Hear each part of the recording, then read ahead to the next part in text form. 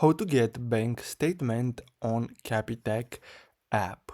So the first step is to simply download the Capitec app from Google Play Store or the App Store and then simply open it. Now you're gonna have to simply log in into your Capitec account, and then after that you're gonna have to simply select the account from which you'd like to generate the statement.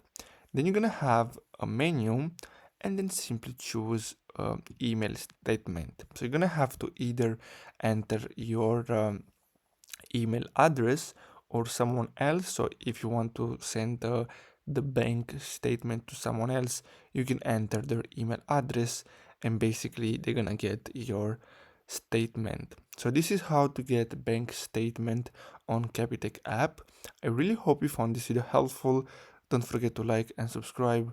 Thanks for watching.